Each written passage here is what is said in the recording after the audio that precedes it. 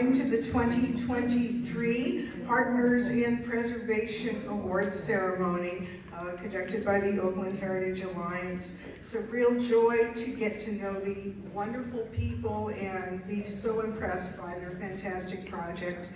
My name is Amelia Marshall on behalf of the Oakland Heritage Alliance Board of Directors. Let's take a moment to acknowledge that Oakland is part of the unceded homeland of the Huichin-Ohlone people who have lived here since time immemorial. The Huichin-Ohlone's descendants are the Confederated Villages of Lishan Tribe, and the Oakland Heritage Alliance Board supports the initiative of these good folks to get land returned back to the indigenous people for their careful stewardship. With that, let's introduce the board. Board members, raise your hands. I see past president Allison Findley, who's going to be here giving out certificates to the award winners. I see Catherine Hughes, our author member. And back there I see Charles Booker, the restoration architect. Where is our wonderful president, Mary Harper? Mary, are you here? There she is, Mary Harper. This event could not have happened without Mary, and it could not have happened without Laura Amin, our amazing outreach director. So we've also got Daniel Levy, our treasurer, and who knows, he may join the Masonic Order. He is so impressed with Adam Kendall's tour. He gets a fez for that. And we've got past President Naomi Schiff, the Queen of Preservation Action.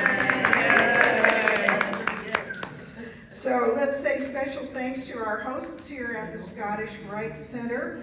We've got Adam Kendall, the Executive Director of the Scottish Rite Historical Foundation. And we have Leanne Carnegie. I don't think she is here, but she is the manager.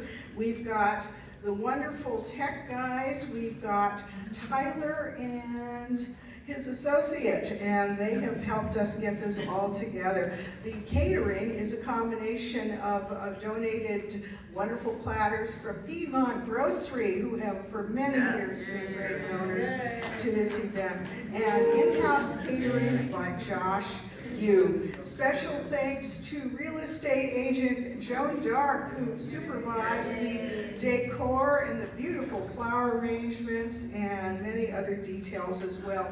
And a special round of applause to my husband, Bill Imler, the sommelier. So anybody else here we should introduce? Okay, that's fantastic. I'm so glad that you came. And let us prepare to discuss our wonderful projects. The Moss Way McGregor is an award being given to our board member, Linda Taylor, who couldn't be here tonight. She is quarantining and she is sure mad about it, but it's a great story. Around the turn of the millennium, Linda got a house for the reason a lot of people get a house. She wanted a yard big enough for her dogs. So she found a wonderful house on Moss Way that had been occupied by a very nice drug dealer. The neighbors just said he was a very nice person. He liked his privacy, and so she put her dog to work guarding that property immediately. It needed a few repairs, so the electrician was scheduled to complete on September 11th, 2001. That project complete on schedule? So a few months later, she went down to the permit counter to pull a roofing permit, and there she was advised that she's the proud owner of a historic house built by One Nail McGregor, Charles Manning One Nail McGregor. How many people have heard of McGregor houses? Anybody here live in a McGregor house? Hey, there you go. Yeah, yeah. So he was legendary. He started building houses in the East Bay in 1898, and between then and World War II, he built over 2,000, 1,500 alone in the city of Albany. So Linda's block on Moss Way, parallel to MacArthur off Piedmont Avenue, hers is one of 6 McGregor houses there. Each was sold for about $1,200. McGregor had a philosophy of allowing people to rent to own. Their rent payments went to pay off their purchase price. So this was a way that young families were able to get a foothold and build that generational wealth we hear so much about. McGregor was called One Nail. There's various theories as to why he was called One Nail, and a lot of them have to do with ethnic stereotypes concerning Scottish people. As a person of Scottish heritage, I do not dispute any of these theories, but he built his houses to last. On one particular day, September 19th, 1906, he pulled 32 building permits, and every single house is still standing. So that was One Nail McGregor.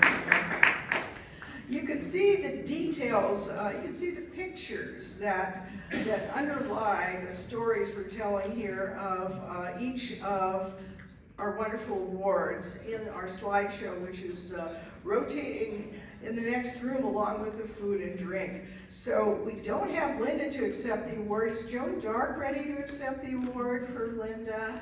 There she comes. Big hand for Joan.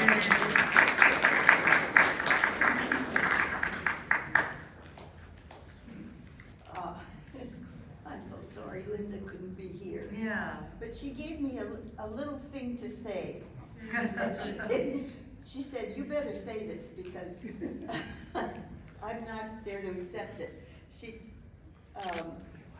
I'm supposed to say, I was Linda's realtor when she bought her little cottage in 2001.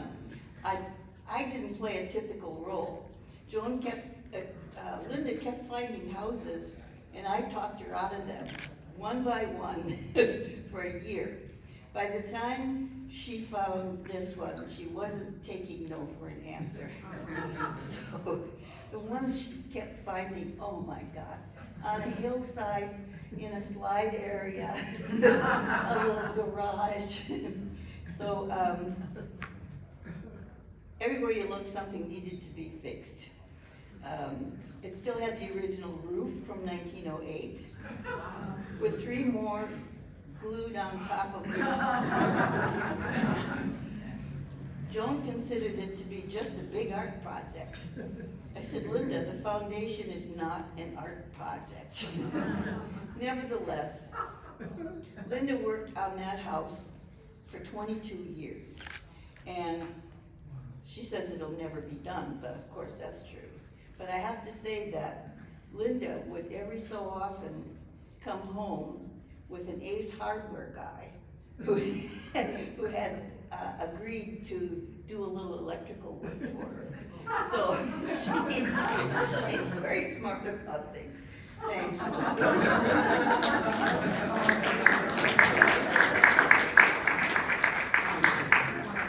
Let's see if this one works too. Does this one work too? This one work? Okay. Yeah, so our next award goes to what is believed to be the first ever Chinese American film. Now, when you think of the first ever Chinese American film, what comes to mind? The Great Wall, perhaps? But Marion Wong came up with one in the year 1917, is that right? 1917. She was a 22-year-old who attended Tompkins School in West Oakland.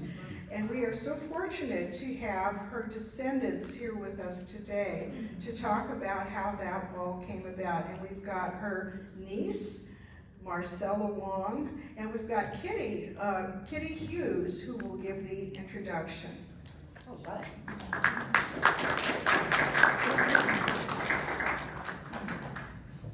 Hear me okay? Yeah. I'm always fascinated by how many works of art, or cultural artifacts, even cultural events, are just about lost to history. When someone shows up, sometimes it's kind of a fluke, and rediscovers that work and saves it from oblivion. That is pretty much the story of the Curse of Guan, which I'm going to talk to you about. I'll repeat a little bit of what Allison said, but I think you can bear with me. So the film, it was the year 1917 when the Mandarin Film Company, which was based in Oakland, produced The Curse of Guan. This silent film was the brainchild of Marian Wong, a talented 22-year-old who not only wrote and directed the film, but also took center stage as its star. It's a real sadness to me that Marian Wong was not able to pursue her career further in film. There were various reasons for that, but she was a truly remarkable, energetic person who did leave us this one gem. Marian was born in San Francisco, Chinatown, and grew up in Oakland, where her family found refuge after the San Francisco earthquake. They built when they opened Edmonds Cafe in the town district of Oakland, which was near the theaters at the time. And there was sort of a bustling movie theater ambiance there at the time. Remarkably, Marian enlisted the participation of over 30 family members and close friends to make this film. Its original version boasted 7 reels showcasing Chinese cultures and capturing scenes from both Oakland and San Francisco. On May 12, 1917, the completed movie was privately screened at Oakland Kinema Theater to family and friends. I had never heard of the Kinema Theater, but apparently it was a really big deal in downtown Oakland. It's gone now, of course, but you might want to look it up on Oakland Wiki. That's where I read about it. Unfortunately, the film never saw the light of day after this initial screening, and it was deemed lost to history. However, in 2003, the daughters of the lead actress, Violet Wong, approached the filmmaker Arthur Dong to embark on a mission to rescue the 2 remaining film reels. With authorization in hand, Dong undertook the task of preserving the nitrate 35mm negative of reels 4 and 7, along with an extra 10 minutes of 16mm footage, entrusting these precious remnants to the care of the Academy Film Archive. In 2006, these efforts culminated in the restoration of 35 minutes of film, which was subsequently released as part of Arthur Dong's documentary masterpiece, Hollywood Chinese. And I highly recommend Hollywood Chinese. I see one person knows of it. It starts with this film, and it concludes with the film adaptation of Amy Tan's The Joy Luck Club. And there are actually a lot of interesting parallels and similarities between those 2 films. No time to go into that today. Within the meticulously restored film remnant, we encounter 3 generations of Chinese women. Marian Wong herself, her mother Qin Shi, her sister-in-law Violet Wong, and Violet's daughter Stella Wong. The film also featured Harvey Suhu as the male lead role and Fanny Wong as the maid, both close family friends. And I believe Harvey Suhu is still with us, Jr., the son of the actor.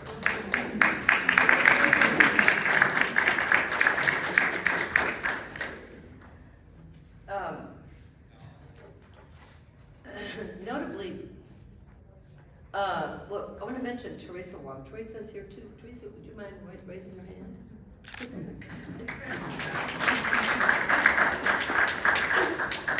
Teresa is married to Violet's great-grandson, Violet, one of the actors in the film, and she's currently researching the film, hoping to show it. We're hoping that we can show it to OHA with a lecture by Teresa.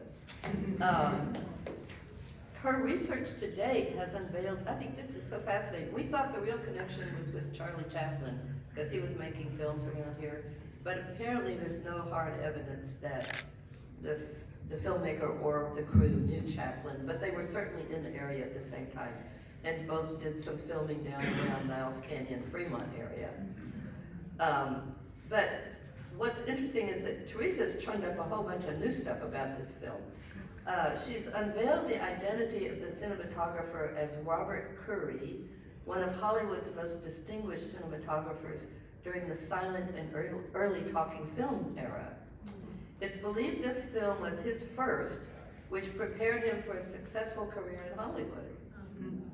The film also benefited from the advice of Sid Grauman, a prominent showman and a manager of a Chinese theater in San Francisco at the time. Grauman later moved to Los Angeles and created two of Hollywood's most recognizable landmarks, the Chinese Theater and the Egyptian Theater. Wow. I see a head nodding from Bill Grauman. So to conclude, this film is the earliest example of Chinese-American filmmaking known to exist today, and one of the few silent films known to have been made by a woman. Written and produced in Oakland, the film reflects and contributes to Oakland's diverse legacy. In December of 2006, The Curse of Kwangong was recognized as a significant film by the United States National Film Registry. In 2008, Oakland Mayor Ron Dellums recognized it with a resolution acknowledging April 12th as the Curse of Kwangong Day, and it was being shown at the time at the Grand Lake Theater, which I don't remember hearing about that at all. So it was shown not too long ago. I think it's about time that Oakland Heritage Alliance recognized this film as well. So, thank you.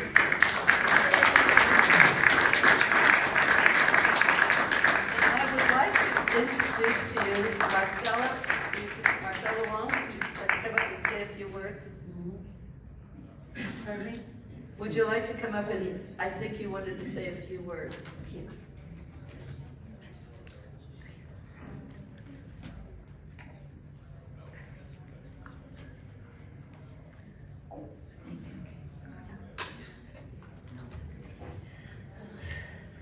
Now I forgot what I was going to say. Well, I'm very honored to receive this award on behalf of everyone who had a part in this, and and also I am Marcella. I am the number 4 daughter of Vada Wong, who is the bride in the movie, and I want to introduce Harvey Suhu, which you just met him, and he's 96 years old, and he's the son of Harvey Suhu Sr. in that movie. Oh, and then I'm the number 4 daughter. Harvey, raise your hand again, wherever you are. And, well, you know, like this movie, oh, you got a century old, yeah, and I'm 95 years old. And I'm just saying, there was 3 generations in that movie. My great-grandma, which is, she was a mean mother-in-law.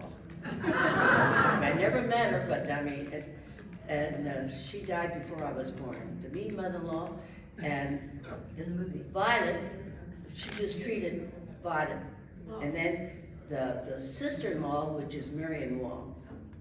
But I remember seeing this movie back in the full thing in 1948 at the Elmwood Theater in Berkeley. Wow. That was, at that time, was not to the public, but my mother was in restaurant business, and she knew a lot of the right people, and somehow she had a film at the Elmwood Theater, and was for her friends and all. And then in 1948, then she went to China.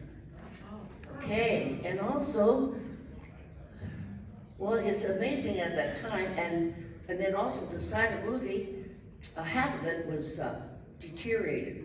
So the early part was what, I don't know if you've seen the movie or not, but the other part was disintegrated. And all those things you type up for me, and I can't read it now. But, well, thank you for the Oakland Heritage for thinking about this. and quite honored. Thank you.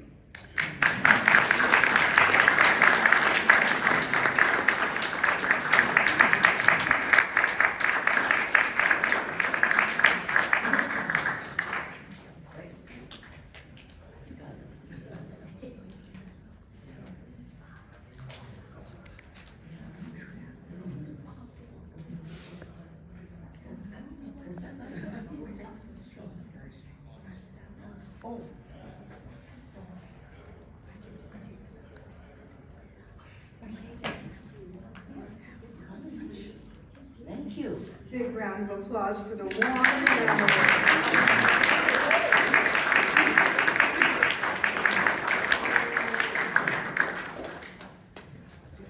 Film historian Arthur Dong and I and Teresa exchanged email this past week, and Arthur Dong says, you really need to recognize the Academy of Motion Picture Arts and Sciences, because they were the ones who provided a grant for the restoration of those 35 minutes that would otherwise have been lost. So yeah, they did a very good thing there.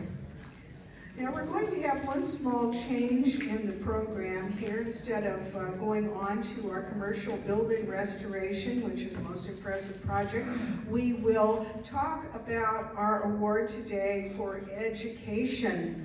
Now, when our outreach director, Laura Amin, said to me, I would like to nominate the Peralta Hacienda Historical Park, I said, wow, great idea whose time has come, no brainer, but gosh, they've already received a whole lot of prestigious awards. They received the National Medal for Museum and Library Services. Why would they bother coming and getting a certificate from Oakland Heritage Alliance?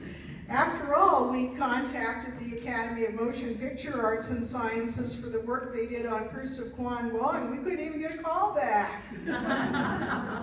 But nonetheless, Holly Alonso is the hardest working executive director anywhere. Her educational programs are unparalleled. Her outreach to immigrant and refugee communities. She is a curator of the actual Antonio Peralta House, all of its historic treasures, everything about the Californio era, which pertains to East Oakland and our area. It's all available there in our archives. Her outreach to school groups, the native plant garden, the indigenous artists who teach the values of the Ohlone people. It's all being made available to a broad cross-section of the community there. And so beautiful. So Holly Alonso, could we ask you to say a few words about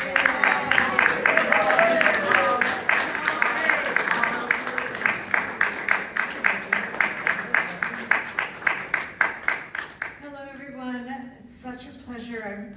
We're really so grateful because, you know, we did get the national award, but it feels fantastic to be recognized here. I mean, it's just a big deal. So thank you very, very, very much. Yeah, really. So I'm going to talk briefly about three important things I wanted to mention today about education, decolonization, our big word of the moment, right? And relevance, which we're all working for, right? So education at Peralta Hacienda is about communication, unseen layers, communicating unseen layers. You see something, but you don't know why it's there or what it means. And I know it feels also very nice to speak to this audience because I know you all have a sense of that. Education is more than information. It's about how you observe and how you find out more. Our education programs are based on learning how to observe, how to wonder about what you observe, and how to relate what each visitor or student sees and hears to his or her own experience, so it has a meaning for them. We have like 3 magic questions. We ask each visitor, whether it's youth in our nature programs or adults in the museum, first, what do you notice? We don't start pouring information into them. We ask them, what do you notice? And then we ask, and what do you wonder about what you are noticing? And then thirdly, we ask, what does it remind you of from your own experience? In this way, we unfold the visitor's response. Because everyone's mind is full of richness, right? We don't need to pour into an empty vessel. We need to evoke their own rich sense of wonder and their own ability to notice. As one of our middle schoolers said, who was developing a mini exhibit about her own identity, she said, "My own mind is a galaxy." And I just, don't you love that? At Peralta Hacienda, people share their own stories from their own rich histories, and our events and theater performances share community stories and cultures in many media, not just exhibits. So the second, that was about education. Then decolonization, about our school field trips, which Amelia mentioned. Our school field trips are hands-on, outdoor, day-long visits for 3rd and 4th graders. Previously, we divided things neatly into periods. There was the Spanish and the Mexican and the US periods. We had fallen into the fallacy that history falls neatly into separate eras, rather than being made up of layers and chaotic overlaps, which I bet you know from house restoration, right? It's like, yeah, chaotic overlaps. But Native peoples were here before the Peralta Rancho as forced laborers. They built the Peralta Rancho, couldn't have happened without them, with the landowning family, and were systematically massacred during the American era. Those are the 3 stages. And as Amelia acknowledged, they're still here today, not only for the millennia past, but still here today. Our museum and programs did not do them justice. Our educators, our Indigenous partners, and our visitors clamored for change. So we worked with archaeologists such as Kent Lightfoot at UC Berkeley, an incredible archaeologist, and Native Americans such as Corinna Gould of the Least John Confederation, revising the program all last year and field testing with classes. And our new program, I'm happy to say, is fully booked this year, 4 days a week for the entire school year, and has just won the California State Superintendent's Award for Excellence in Museum Education. Yeah. And I want to acknowledge Sarah, our education director, who's just done everything to make that happen. Our name, as you can hear, Peralta Hacienda Historical Park, is colonial, referring to the Empire of Spain and the so-called New World. But we are changing that. We have a movement going to rename the park, not to obliterate the Peralta name, but to add the acknowledgement of the Ohlone presence on the land. And we hope, as you get emails, and hopefully they can be forwarded, you will participate in that renaming, because you of all people would be incredible, informed resources to help with that process. And then finally, relevance. I hope I'm not going over time too much here. So we who love history and a sense of heritage are often accused of lack of relevance. So what is relevance? Relevance means you are closely connected, not removed or remote. Peralta Hacienda has an advantage in that battle because we are physically right in the neighborhood of Fruitvale, the dazzlingly diverse district with the highest percentage of children and youth in the city. And we have placed ourselves psychologically in the neighborhood through our continuous creation of exhibits and stories with local communities that the exhibits represent, based on the vision that every human being makes history. So in the Historic House Museum, which was restored with State Historic Preservation Office approval and cultural program funding, that tells the story of the Peraltas. But our changing exhibits tell the story of local community cultures. So for this, and it was really for that, we received the National Museum Medal, as Amelia said. Out of the 35,000 museums in the country, which was an incredible honor for a small historic house museum in the geographic center of Oakland. And our work is based on the vision that every human being makes history. So not only did we carefully restore the 1870 Antonio Peralta House to illuminate the final decades of the 45,000 acre, right? That's a lot. Rancho, we also distribute, this is just one example where we combine community and history. We distribute free food in the historic house 6 times a month to 600 low-income families, totaling 100,000 pounds of food annually. And this is just, as I say, one example of how we've created an oasis in Fruitvale in East Oakland, where history and community flow together. And imagine those stories of those 600 people. So that's our next project. All right, thank you so much. That's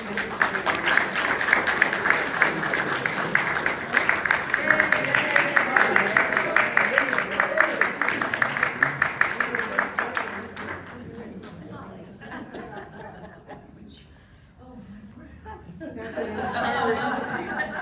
Chase her down and give certificates to all those wonderful people on her staff for their amazing achievements with the community at large. Our next award goes to TEF Design for the Tapscott Building. Yeah.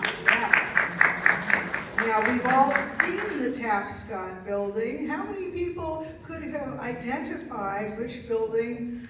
I'll give you a hint, it's on Broadway. How many people could have identified the Tapscott Building? Well, it's a 5-story Beaux-Arts derivative building that went up a century ago with retail on the bottom floor, and the top floors were offices. And when it first opened up, it had Standard Oil offices on the very top, and it had Oakland Market, which I believe sold groceries, on the bottom.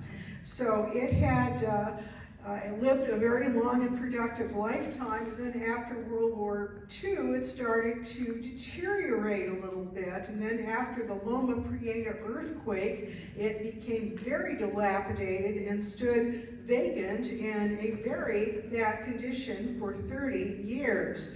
So the TEF design team took on this very challenging project. It's made even more challenging by the fact that it is right on top of the 19th Street BART station. So they did amazing things. The inside had deteriorated, crumbling stairwells. It had retrofits punching holes in the floor plates, making the whole shebang seismically unsound. The exterior terracotta facing, which Riley Doty knows much more about than I, had been crumbling away. It had been defaced by graffiti. The parapet on the top was disintegrating, and the roof was leaking. You can see the pictures in the slideshow of the horrendous conditions that the TEF folks walked into. So they started with the design work in 2018. They did the construction with the pandemic underway from 2020 to 2022, and they finished in time for the building's centennial. It's got an amazing history. It was designed by the architectural firm of Reed and Corlett, and Mr. Reed and Mr. Corlett's pictures are there in the slide deck. It was named for Ernest Tapscott, who was a real estate developer. He was a co-owner, as was Mills College and some other minority owners. So it's definitely a landmark. It's in the Uptown Historic District. Even in its dilapidated state, it was considered a secondary contributor to an area of primary importance. Now that it has been completely revitalized with a lovely glass penthouse on top from which you can see the facade of the Fox Theater, it is now a primary contributor and is potentially eligible for the National Register of Historic Places. As far as insulating the building, they put in micropiles 60 feet down into the earth to isolate the train tunnel and the station from the building. And it will be accessible for folks in the condo tower behind there for access to their apartments and their parking area. So let's give an award to Viral Vithalani, who was the architect, who was the project manager for this very important and demanding project.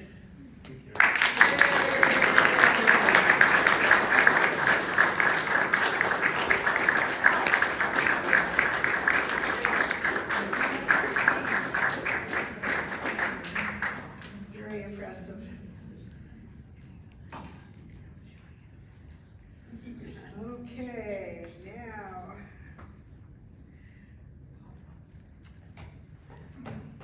In deep East Oakland, on a very leafy street near San Leandro Creek, there is a verdant nursery where very committed folks are on a mission of food sovereignty. They have created a biodiverse area with 1,300 food crops that you can order online or go and pick up a plant. And they have dozens of great people working there. They do wonderful things. I'd like to invite nursery manager Cynthia Green up to tell us about planting justice.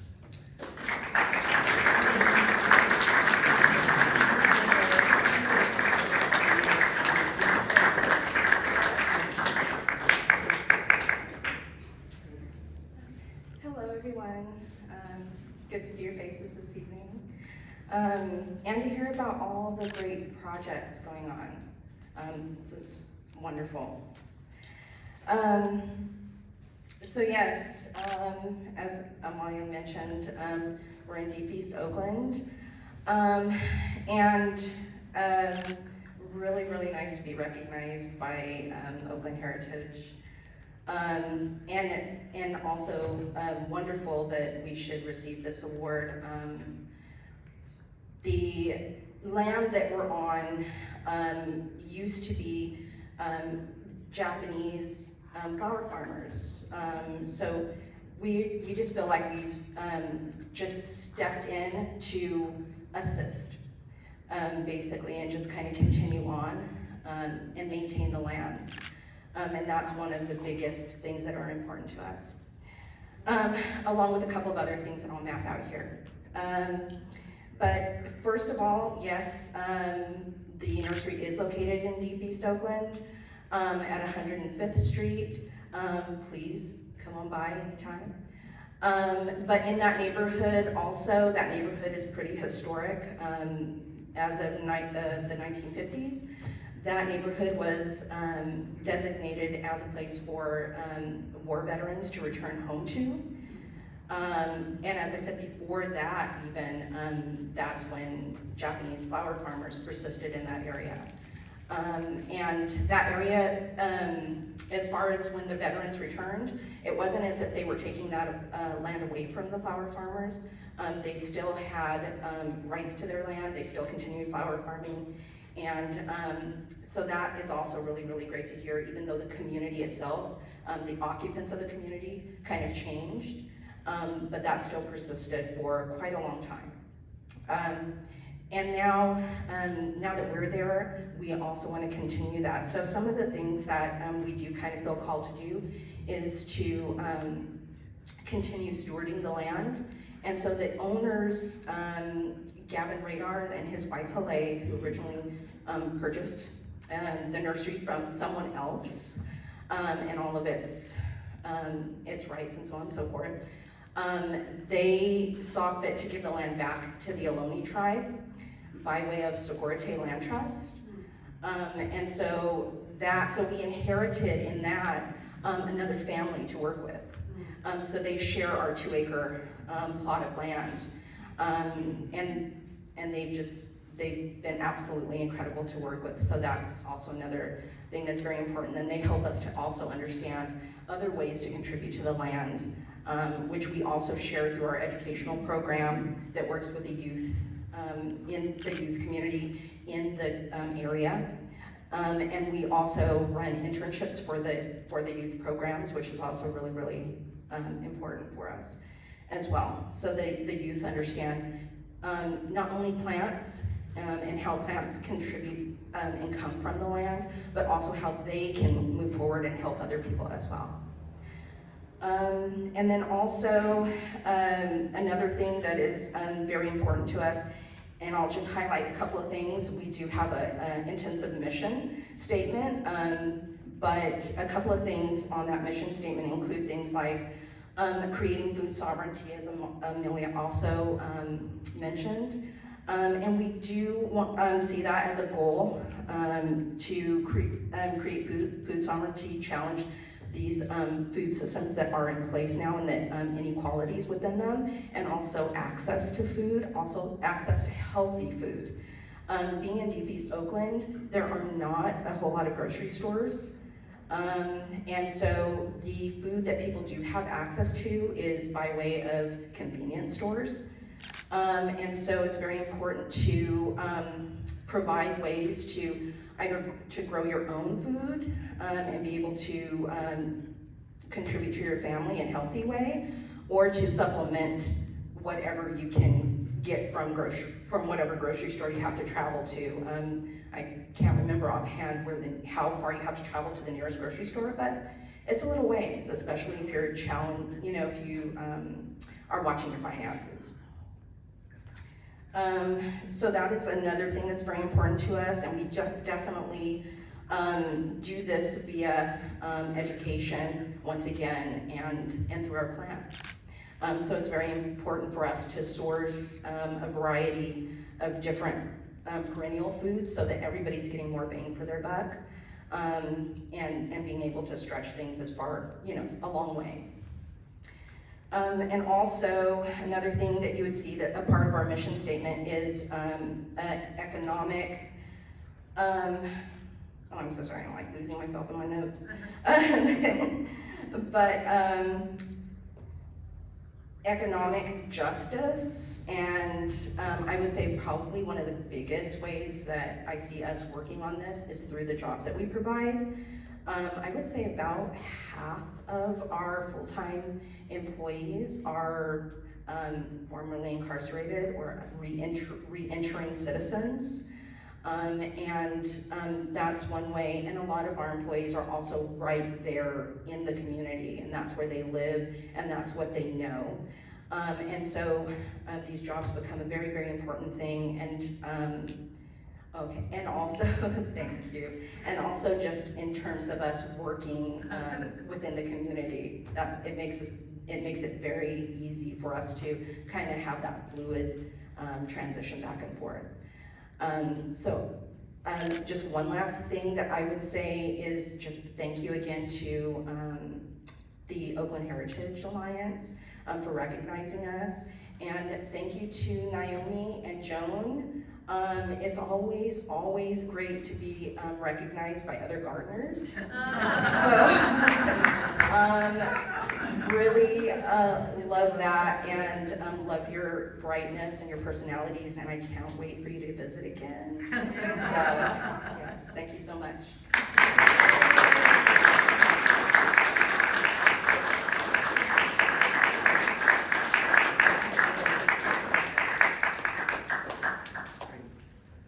What an impressive project. And you guys, among your holistic reentry employees, they leave San Quentin, they know they've got a job that will pay them a living wage, and there's a 0% recidivism rate.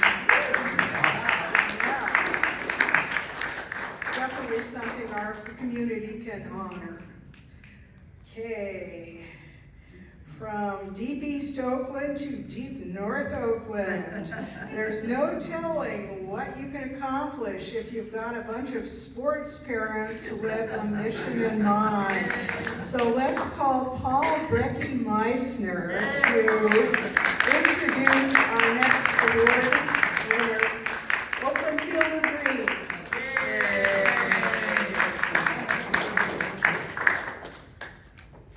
Thank you, Amelia.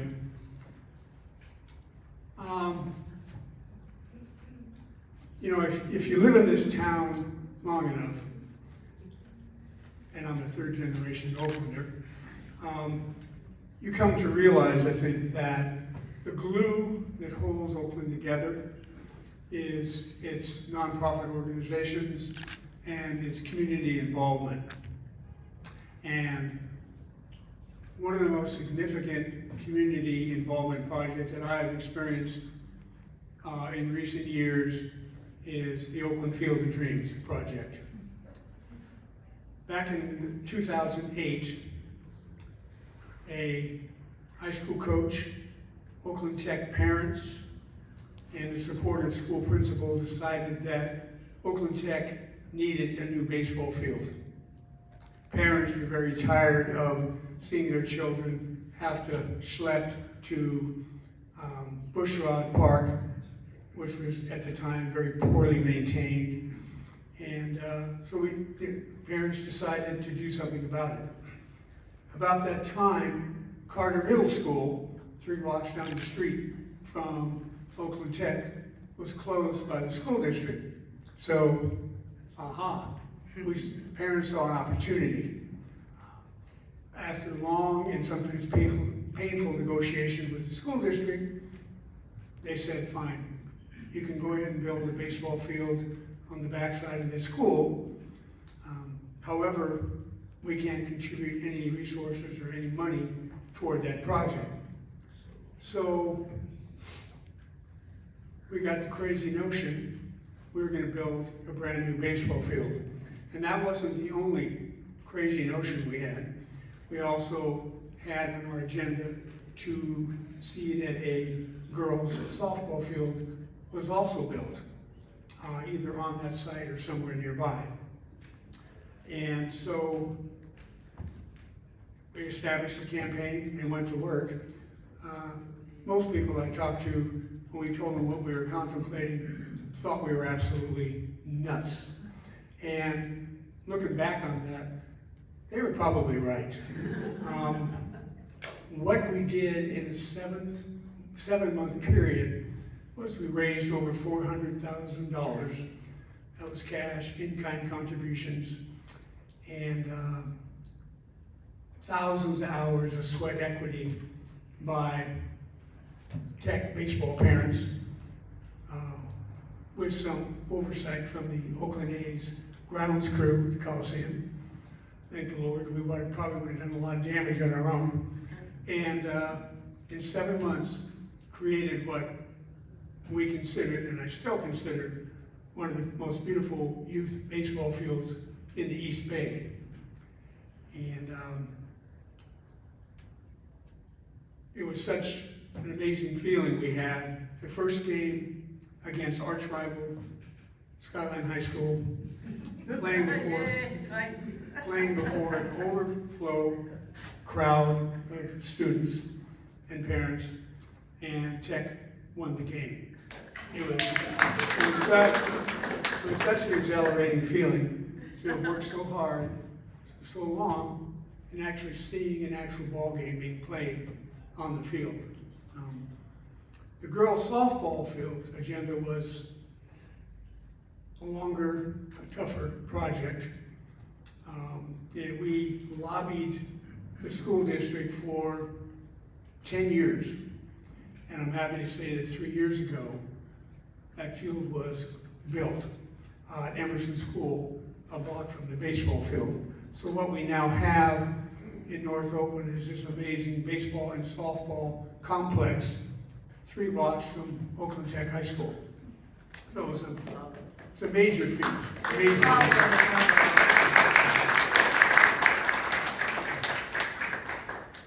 And then less than a year later, Oakland Field of Dreams had a major civic event where we decided to dedicate the field in honor of an Oakland Tech alum and Hall of Fame baseball player, Ricky Henderson.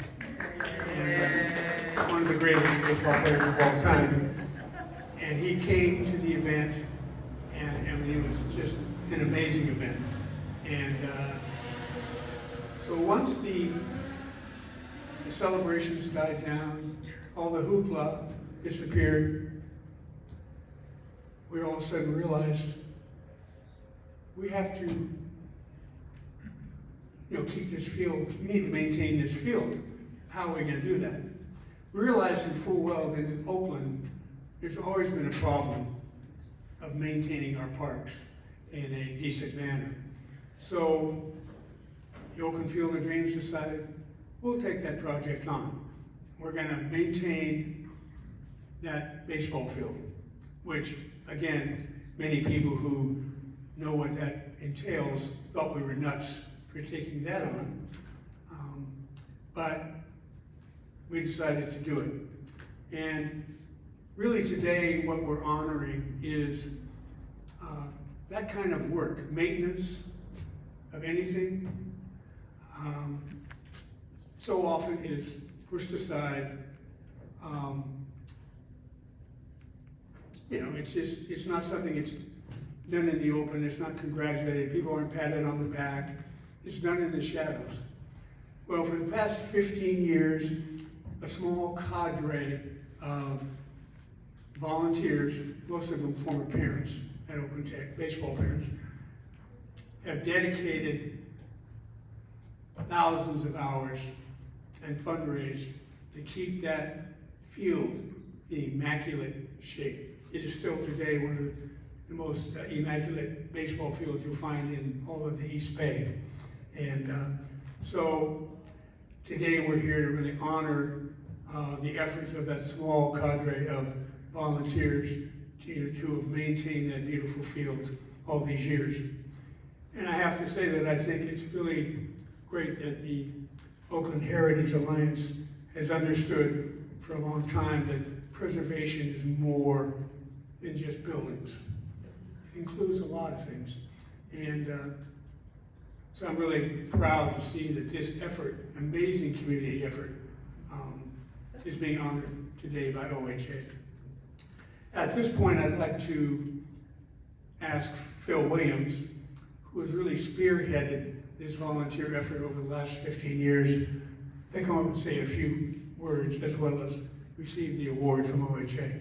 Phil?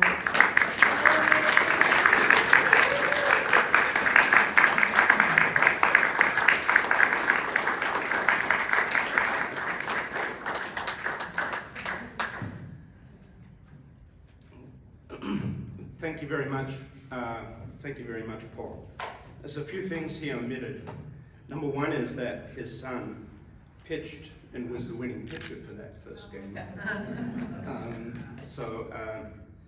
The second thing that he omitted was that it was such a remarkable volunteer experience. His brother-in-law said on many occasions he had never been involved with something where every time we struck something that seemed like it was just undoable, somebody knew somebody knew somebody, and the problem was solved within a few days.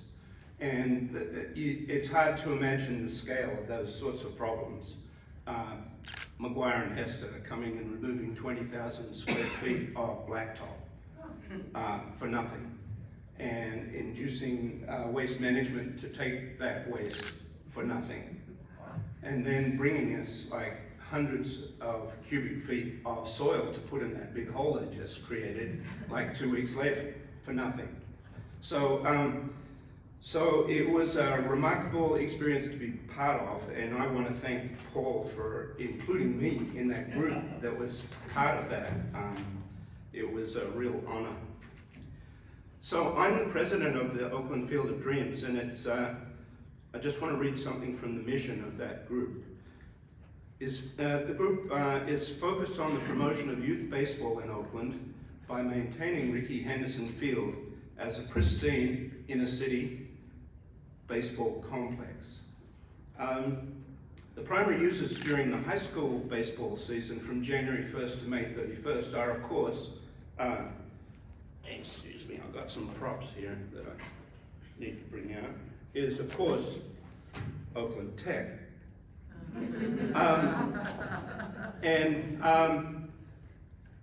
And for the last few years at least, we have two full baseball teams of varsity and JV who practice there 5 days a week and play there maybe 3 days a week, play games 3 days a week.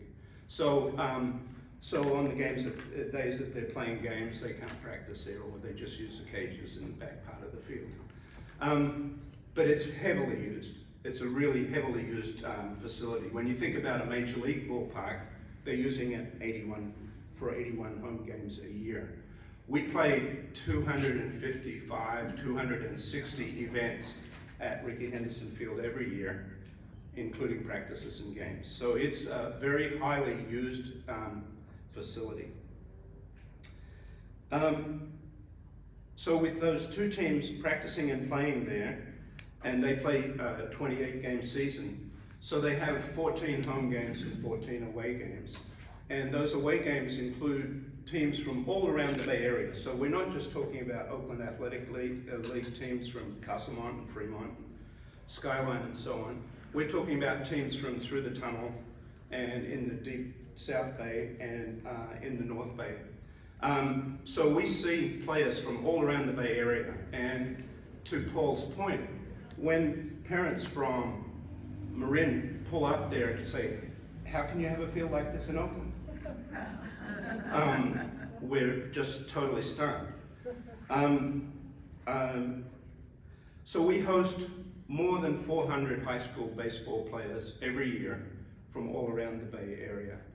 So it's in that 5 months, it's reaching out to a lot of high school kids. So what happens when it's not being used as a high school field? Well, on Sundays, there's no high school ball being played. So we have adult league teams from all around the Bay Area and as far east as Livermore coming to play on the field on Sundays. And they provide some money, they rent the field. So that helps us offset the maintenance costs. We also get the same comment from those people. They've been all over the Bay Area playing baseball and they say, we love to come here because this field is loved and taken care of. There are a lot of other youth teams around the area, the little leagues and some what are now called traveling teams. So youth form groups that travel and play ball, and they also use the field at odd times. So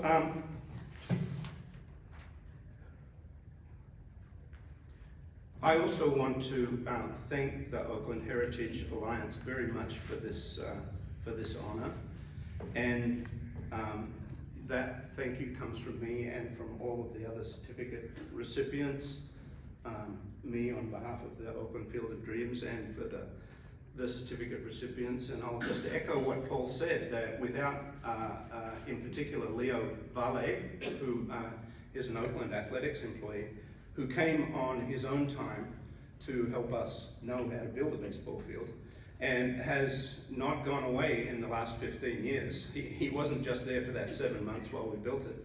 He's been around for the last 15 years to fix things that we don't know how to fix.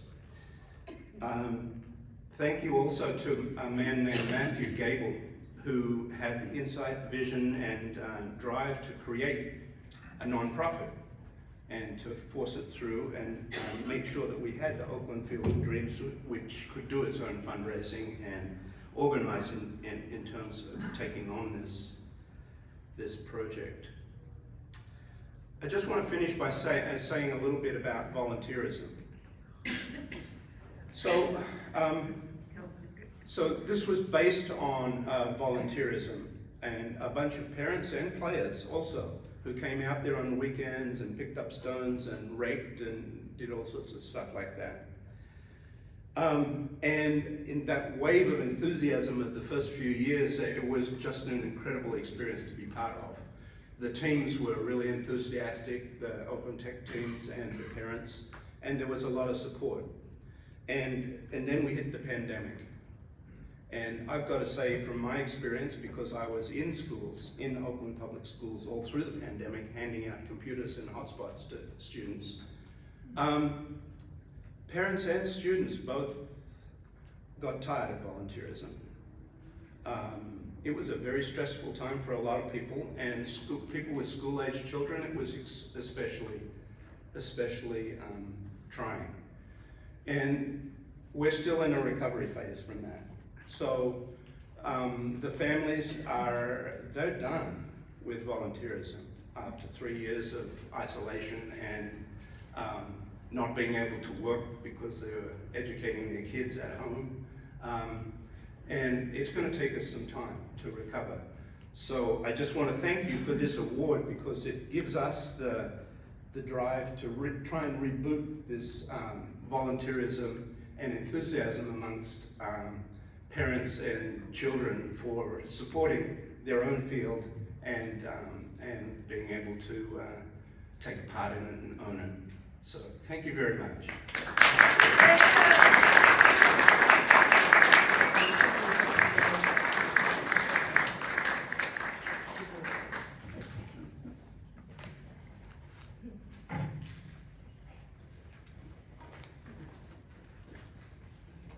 Go Bulldogs. Okay,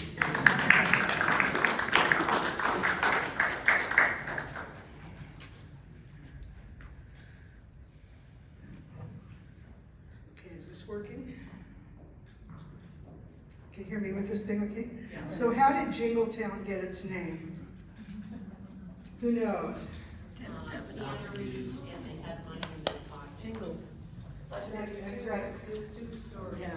They were either so poor that they were either so poor that they were paid in coin, or the fact that they were paid and they had a living wage and they got paid by the cannery. Del Monte Cannery, they had the cotton mill, and what was the ethnicity of those first factory workers? Portuguese, yeah. And so who moved in afterward? Latinos, yeah. I didn't realize this, but reading, I learned that Jingletown is actually a triumph of the Chicano power movement of the 60s and 70s. After watching the destruction of West Oakland, the vital heart of the entertainment district on 7th Street be destroyed through urban redevelopment, the Chicano movement rose up and fought that. So it maintained a cohesive neighborhood for the Spanish-speaking and Chicano, that's where the word Chicano came from. There was a big meeting with the boxer Rodolfo Corky Gonzalez in Denver in the early 60s, and you have Puerto Ricans from New York City, you've got Mexican Americans from LA, you've got northern New Mexicans who speak Castilian Spanish, and what's an identifier that everybody liked? They said Chicano. So that's what gave Jingletown its basis for cohesive enjoyment of the Riviera, Oakland's Riviera by the estuary. So in the 80s, we get artists moving in, and you've got a multi-ethnic group of artists creating amazing stuff. They've created an organization called the Jingletown Arts, Businesses and Community. And here to tell us a little about it is Jan Lawton from the Gray Loft Gallery.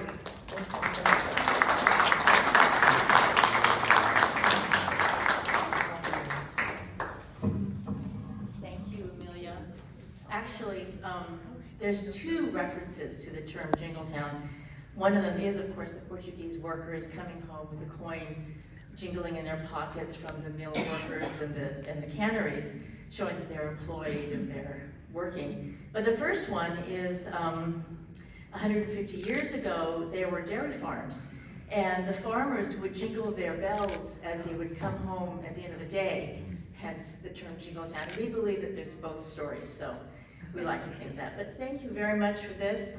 along with Cynthia Elliott, who is our mayor of Jingletown. We are, and Jill McClellan isn't here today, she has a cold. We're very excited and delighted to accept this award on behalf of all of the artists, many artists and makers of our beloved community. The goal of Jingletown Arts and Business Community is to heighten awareness of the rich and diverse population of working and exhibiting artists and businesses in Jingletown. And we're certainly delighted to receive this award today, to acknowledge us and to acknowledge our wonderful community. I moved into Jingletown in 1984. I'm an artist, photographer, owner of Greyloft Gallery, and one of the community organizers along with Cynthia. And I've witnessed substantial changes and growth in Jingletown over the years. In the early 1980s, artists realized the potential of our neglected neighborhood and converted many of the abandoned buildings and warehouses into functioning and legal live-work spaces. Over the past 40 years, the neighborhood has grown substantially. A daycare facility was transformed into the Mosaic Art Institute, which is now Jingletown Art Studio and Gallery. A number of huge warehouses were converted into substantial live-work studios, such as the Greyloft Building, Ford Street Studios, and others. And many smaller buildings also were converted. And they were all filled with artists and makers, and over time, the neighborhood grew into a thriving artist community and one of the oldest in the Bay Area. Today you can walk through our neighborhood and see mosaic murals that were created by the students of the Mosaic Art Institute, and they're fabulous and beautiful. The Peterson Street murals, which was a community project and includes not only a mural of all the dogs of Jingletown, which there are many, but also a mosaic mural created by Kim Larson, the Virgin of Guadalupe, which has become a bit of a shrine and sacred spot in our neighborhood, and it's never been tagged, so we're very proud of that. We have other murals throughout the neighborhood, on the White Elephant building, and many others tucked away on side streets and buildings, which really makes Jingletown really, truly a visual treat. We have two galleries, the Greyloft Gallery and Jingletown Art Studios, where we have monthly curated shows that we hope you'll all visit. We also host open studios twice a year. The next one is in December, where you can meet the artists who actually are making the work right in their studio, check out the work they've created, maybe buy some, support our local community, and enjoy the visual delights around our neighborhood. It's a very walkable area, and it's just beautiful, and we're thrilled to be in this little small 4-block secret area of Oakland, and we'd love for you all to come and visit.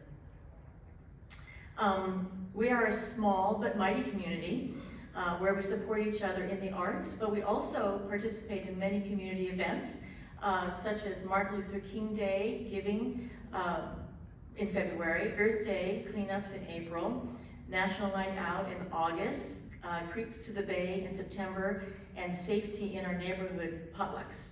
And we thank Cynthia for that, because she really is our head community leader who organizes all of those community events and cleanups, and so Cynthia really deserves all of that. But we thank you all for your support and recognition, and we hope that you'll all come and visit our little slice of heaven there in East Oakland. And thank you, Amelia, and thank you to the Oakland Heritage Alliance.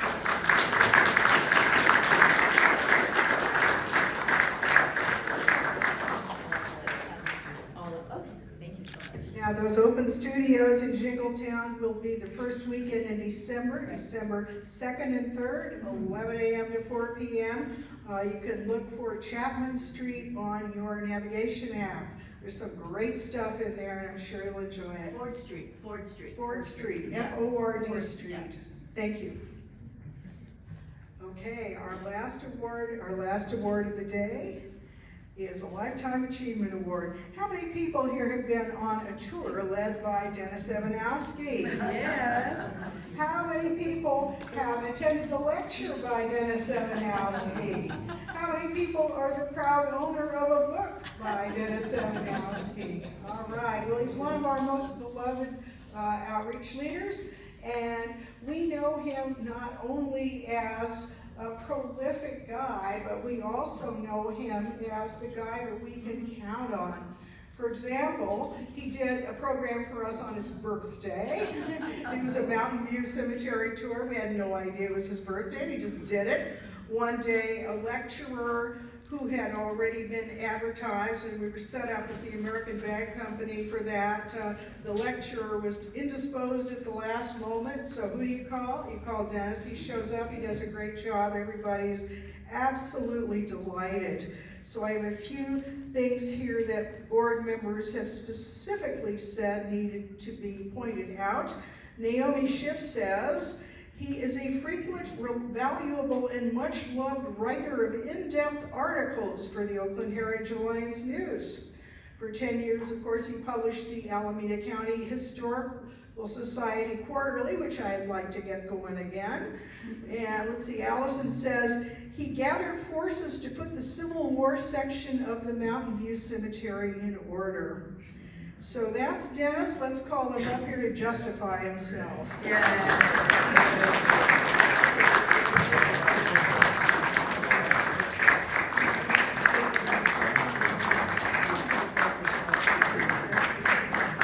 Well, the first thing I have to say is wow. It was really, really cool. And I do want to say that I've been able to do a lot of the stuff with the support of two very important women in my life. And one is here tonight, is my wife, Pauline. 47 years, and everything I've ever wanted to do, everything I wanted to spend my time on, it was okay with her. And then the other person in my life is Annalie Allen. And I can't tell you, 1993, I had a seizure, I broke my back. In January, in June, my doctor said it was time to get out and do stuff. I got a bus pass, I went down to the open history room. Bill Sturm was there, and Bill and I both, I live in the Laurel, Bill grew up in the Laurel, so we were doing a Laurel project, and there was this lady over the corner. She was listening. And then she came over and she introduced herself.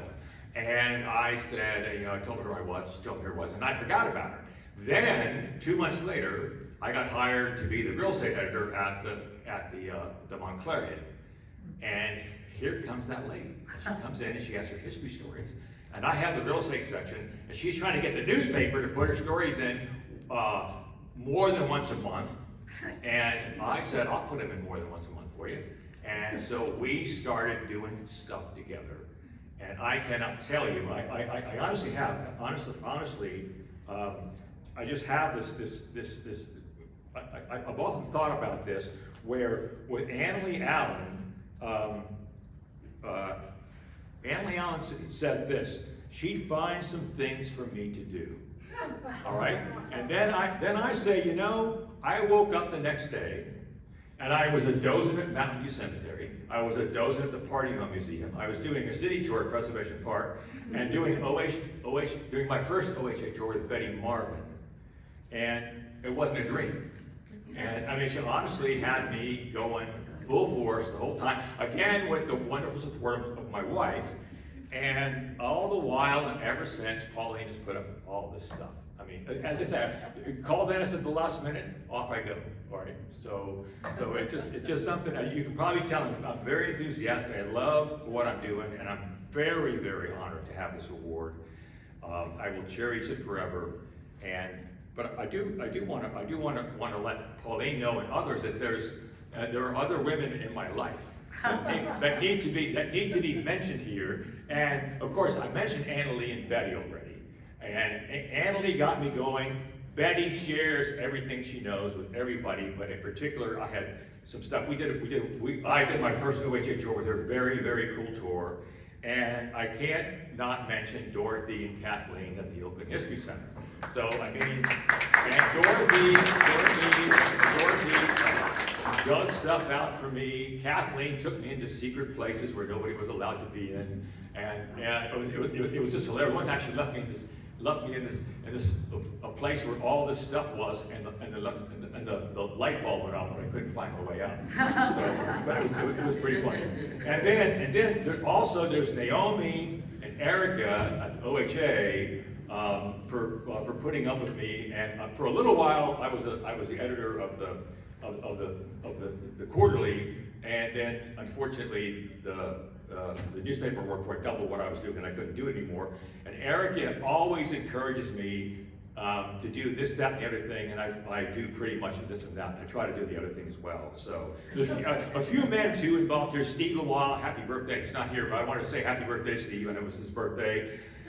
We did calendars together where this is the day before, in the years before computers, where you print the calendar out, you paste the thing up on a board, and take the board out to the press. And then the pressman had to know how a calendar worked, and twice the pressman misprinted calendars because he didn't know how to put the calendars together right. Now you have computers, you don't worry about it. We use pipe poles, you know, to put this is how long ago it was, to put the calendars together. And Gene Anderson, who has the Oakland Wiki, sometimes I look over my shoulder because he thinks I'm copying his homework. And I go on there and do the research, and I go, I wonder about this, and I'm going to do this, and then finally I find the things that I need, and everything's there by Gene and all his guys. So I have to thank him. Ed Clausen, who I did the OHA. I'm sorry, the Alameda County Store Society newsletter that Amelia already mentioned for 10 years and 6 months. And the only reason we stopped because of the COVID stop. And I had these people with all these ideas for me to do. You ever have that? You know, where you have people come to you and go, I have a suggestion and I have an idea. And so I went to Ed Clausen and Ed just said, tell him to talk with me. And that was the end of the whole thing. No more suggestions, no more ideas. So I was able to put these newsletters together all by myself without anybody bothering me. And I have a friend here, Adam Gillick, who I had a pretty tough time a couple of years ago with the newspaper fell out of the business, and Adam took the sinking dentist and threw him a lifeline, and now I'm able to do all the history stuff I want to do again. So. And of course, thanks to, you're talking about the stuff I do, but you guys are giving me the opportunity to do it. I make up these tours, and no one's ever said no to any tour idea that I've had. So, or I write these stories, and Erica always runs them, you know. And so it's like, I come up with all this stuff.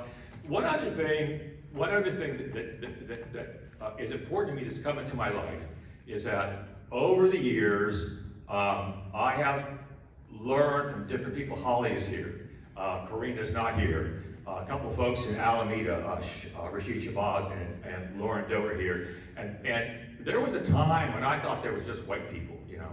And these 4 people opened my eyes to all the other cultures that were around me. So I was made aware of the Native American presence. I was made aware of the California, the Hispanic and then the California presence. And then of course now I'm working on trying to get the Alameda Museum where I'm working a little bit to pay attention to these cultures a little more attention. So thank you for this great honor. I'm going to cherish this, and it actually encourages me. Only I got bad news. It encourages me to do even more stuff. So.